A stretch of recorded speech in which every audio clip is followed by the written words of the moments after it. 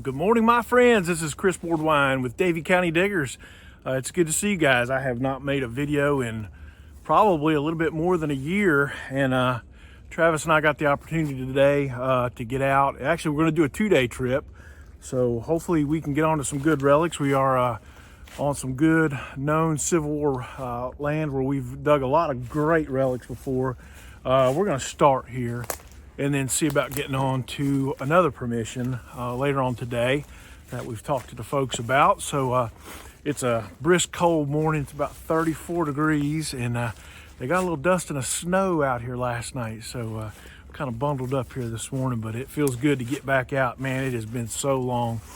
So again, hopefully over the course of the next 2 days, I'll have a lot of cool relics to show you. But Travis and I, we kind of both had some personal stuff that we dealt with in 2023, and feel like for the most part all that stuff's behind us, and we're looking to really make an effort to get out a whole bunch more in 2024. So hang in there.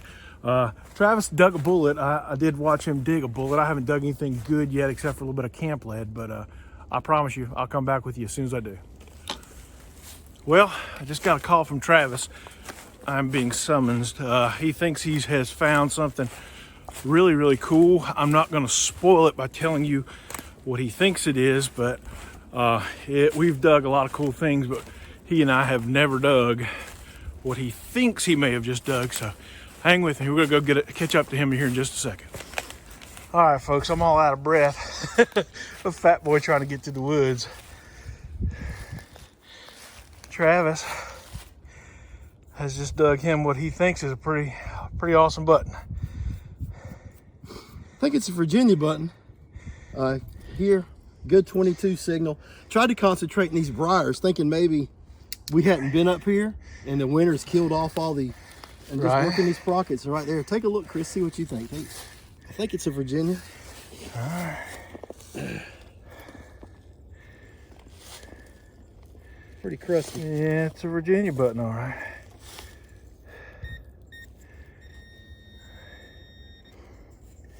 I guess it dries off, and as I can continue to toothpick it. And, Have you brushed on it a little bit? yeah, I brushed on it, toothpicked it a bunch. Okay. It was totally in a ball of crud. Oh man, I cannot wait to see how this thing turns out. It looks like it's got some detail left. You just got to be careful cleaning it up.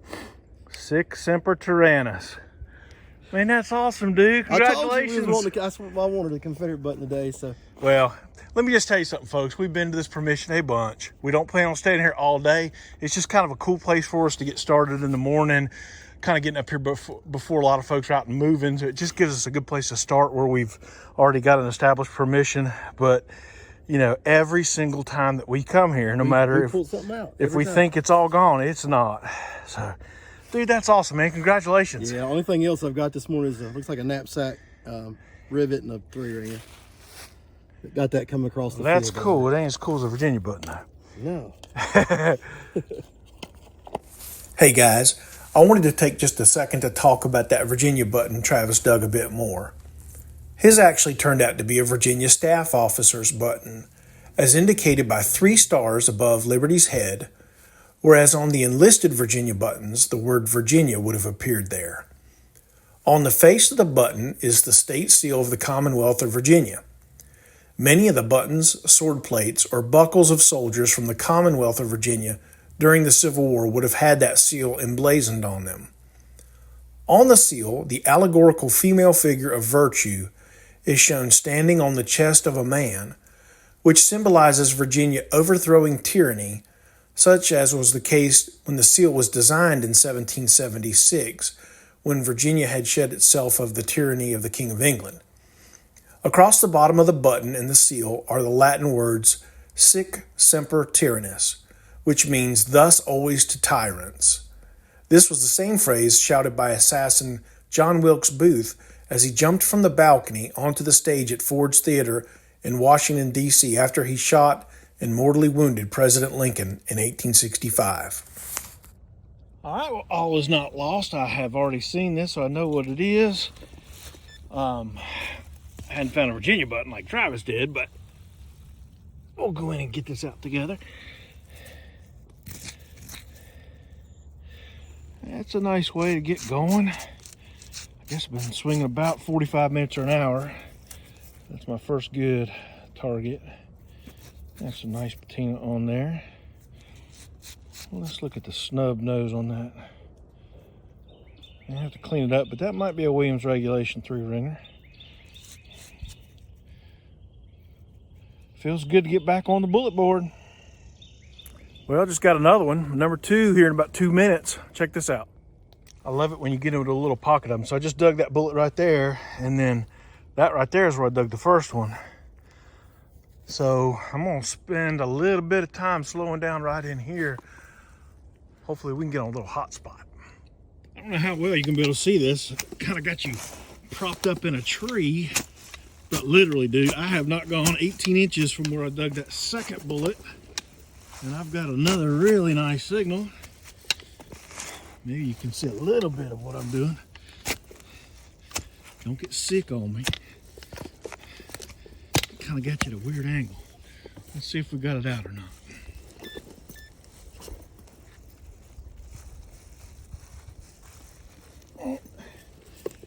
Hang on.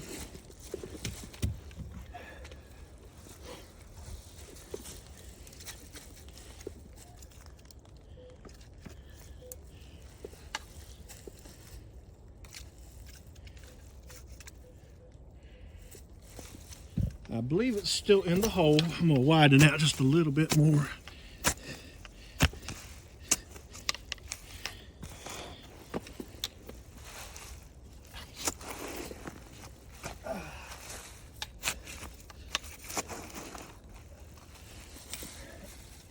All right, let's take another listen.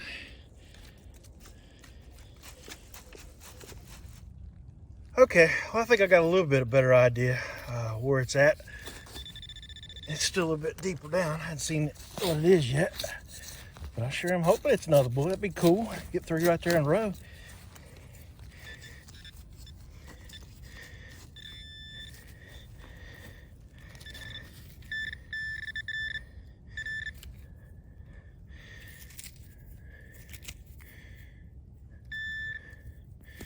Well, what is that? I can't tell if it's a modern bullet or a carved bullet. Let me clean it up just a little bit. I'll be right back.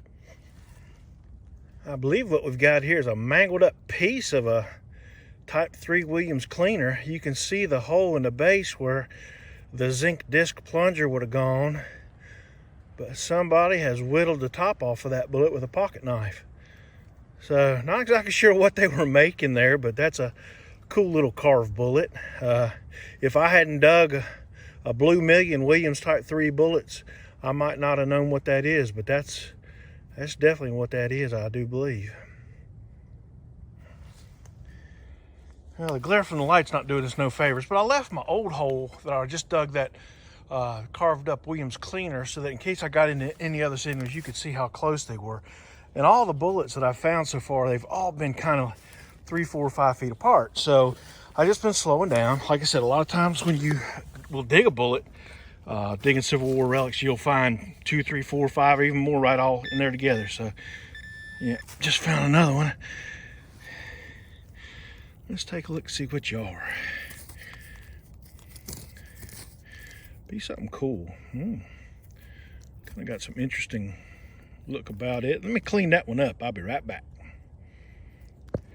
Yep, this one is definitely a little bit more unusual than the common run-of-the-mill 3-ringer that you're gonna find. You see the little fish looking like fish mouth on top of it? So in a modern rifle, if a round fails to fire or you need to eject the round, you'll pull the charging handle or pull the slide back and the round will be kicked out of the chamber. And with a muzzle-loaded Civil War rifle, they couldn't do that. There was no way once a bullet had been plunged down into the barrel with the ramrod to extract it without pulling it out. So check this out. I know it's still dirty, but can you see the threads right there? So they would have used a tool called a worm, and they would have attached it to the end of the ramrod, and they would have stuck it down in the barrel in this soft lead. That tool, that screw device, would have gone down into the lead. They would have screwed it on, and used it to pull that bullet back out of the barrel. So this bullet is what we call wormed. So that's pretty cool.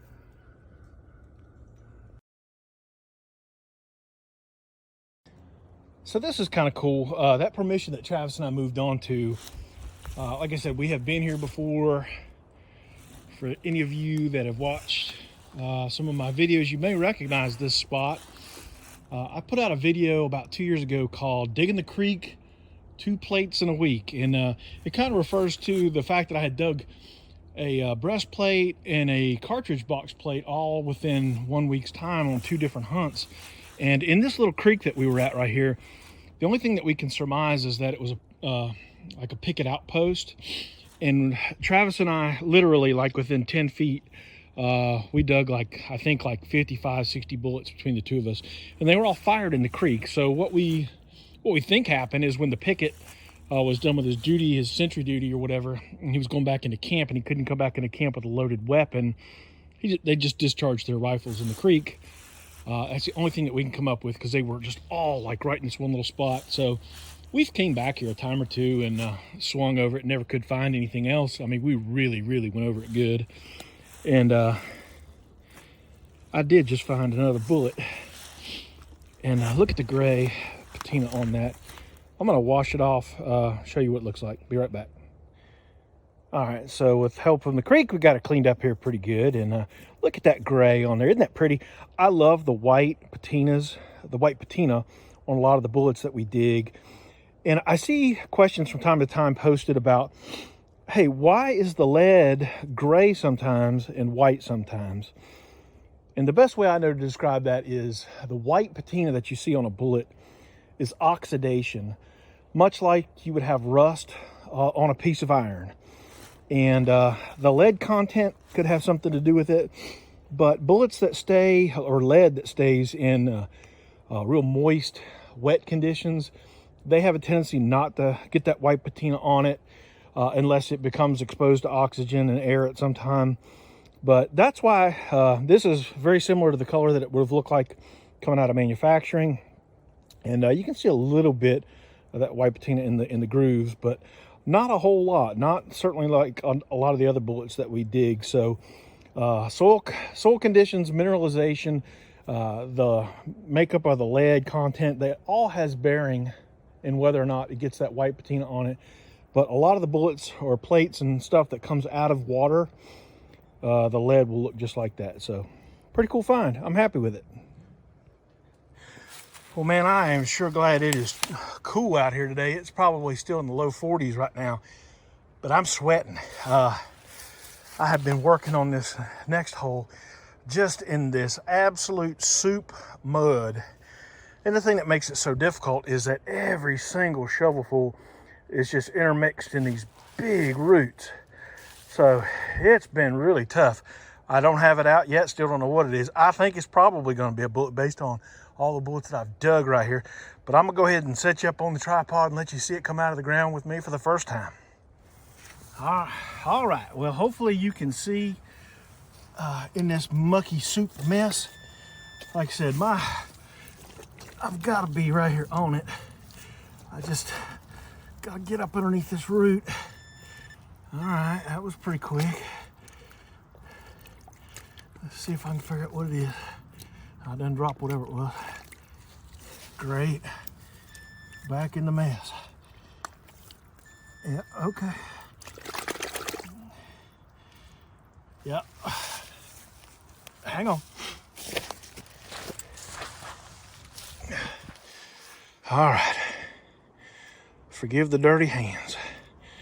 That's gonna be another fired bullet out of this creek where we presume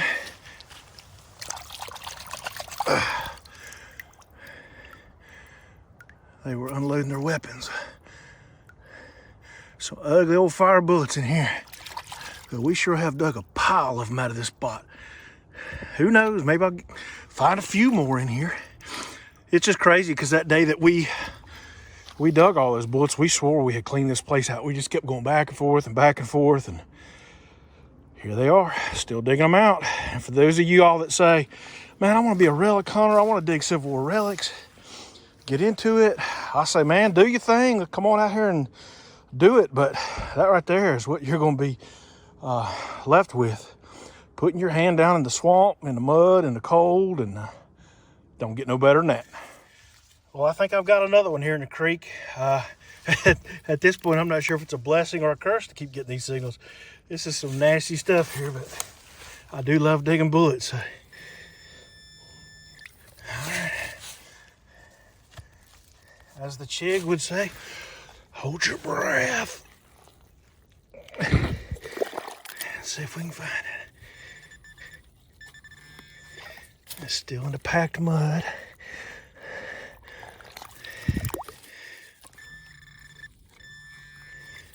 Still in there.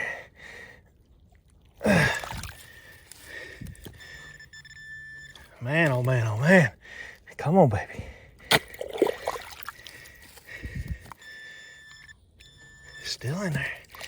We getting closer. We getting closer. Is that in? Was that in? Yeah, that's it right there.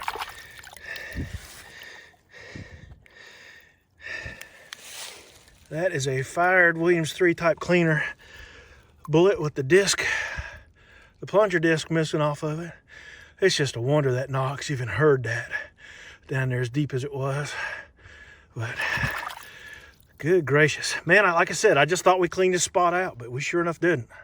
Mushies and smushies. Mushies and smushies. Boys and girls, we have a special guest visitor. Sheriff Travis Allen from Rowan County, formerly of Rowan Relics, which recently his page has gone under some changes. Travis, you want to tell us about him? Yeah, just kind of rebranded, changed the name to High Sheriff Metal Detecting, just kind of get it started. Throughout, not too many sheriffs out there doing metal detecting, so that's right. Maybe I'll stand out a little bit. So if you guys had already liked Rowan Relics on Facebook, you won't have to go back and redo it. But if you're new to the channel, you're new to Travis, go check him out at High Sheriff Metal Detecting. So I wanted to give you guys just an idea of what I've got another signal here. I know it's going to be a bullet, but it's just so scratchy because it's so deep. And look at those numbers. They're all over the place. There'll be 14, there'll be 26. Not a good signal, but if you go back and watch that video that we made here at this same exact spot 2 years ago, I was getting signals. If you know the Knox, generally like a 15, 16, 17 is going to be a bullet. I was digging signals back on that day that were 3s. And pretty much if it was even halfway repeatable in this clay slop, we dug it and they were bullets. And, you know, there's no guarantees. But that is not a good signal at all. But I'm willing to bet somebody $5 that's a bullet. Let's find out. Tired from digging holes. So I just showed you how scratchy and crappy that signal sounded. Got everything out of the hole. Take a listen to it now.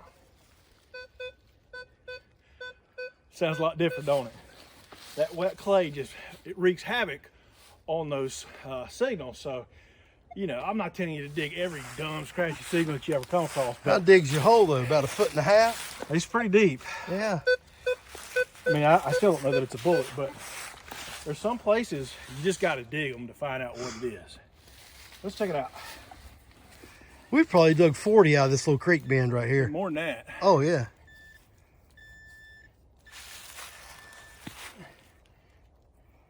Pull tab. Don't say that. No. There it is. Another fired. Yeah. Fired through in there. Now, I made a little video, 10 minutes ago, and I showed you that gray bullet that didn't have any of that white patina on it. And then this one, 10, 12 feet away does. So there's some guys on Facebook that want to talk about that you can age a bullet by the white patina on it. And that's bullcrap. You cannot do that. There's pieces of lead, fishing sinkers and stuff that have been in the ground for 15 years. They'll have that white patina on it. Yep. And then there's Civil War bullets out there been in the ground 160 years.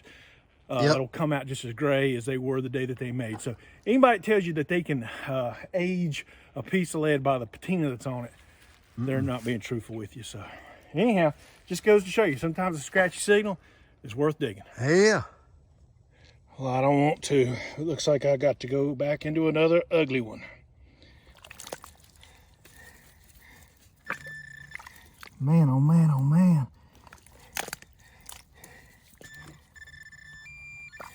Yeah, I'll change the batteries on you in a minute, buddy.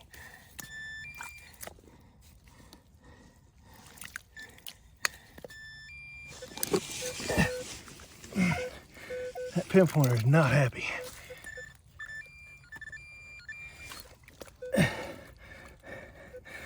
Well, folks, I'm gonna turn you off. I'll be back in a minute.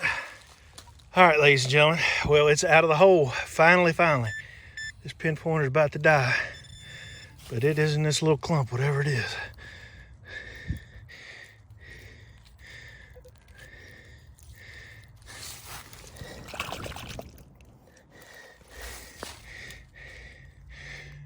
And that is a bullet fired right into the ground.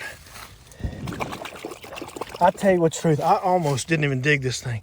That signal was just the faintest that I have ever heard. Like, you could just barely even hear it, even one way. And Travis and I made the decision here when we first started digging this creek, anything that sounded halfway decent. There is no trash here. There's no can slaw, there's no pop tops, there's none of that junk. Anything that we can hear that's a halfway decent signal, no matter how faint or light it is, we've dug it and it's been a bullet. So, man, they don't get fired much harder than that. That thing is slick and thin. And now it's time to make the carrot happy. Let's change some batteries. I don't know if y'all can hear this or not. Travis and I moved permissions again, and we have done got this old hound dog over here just riled up. He will not shut up. It's starting to get a little bit dark, so I got my head lantern on. Coming back through an old permission that we've been to several times.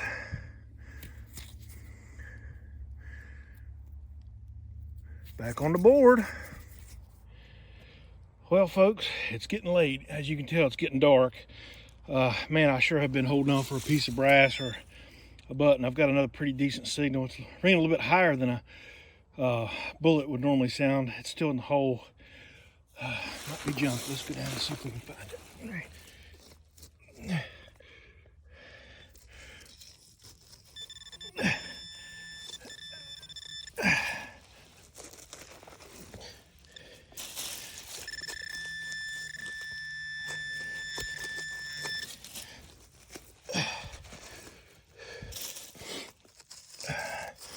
I think we got it out.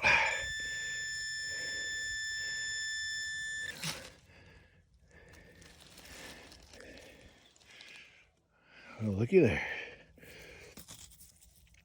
Sorry, trying to do the flashlight, and the phone's kind of casting some shadows on it. That's a little bit better. Well, folks, it is dark. I just dug one more. See here. Appears to be a carbine bullet. That'll be my last one for the day. We'll go ahead and call it a night. We're gonna go get us a hotel room and clean up some bullets a little bit and get ready for tomorrow. All right, guys. Well, I want to say thanks so much for tuning in to watch the video. Travis and I had such a good time making it, getting out for the first time in a long time and getting our hands dirty and finding some Civil War lead. Man, it just doesn't get any better than that. I'm going to throw up a few pictures of what he and I both came up with on day one. And the only thing I would say to you is you definitely want to check out the next part of this video, because to say we got onto a hot spot is the understatement of the year. The next video that comes out, we're going to show you all a pile of relics. So thanks again for tuning in. We'll be back with another one real soon. Y'all take care.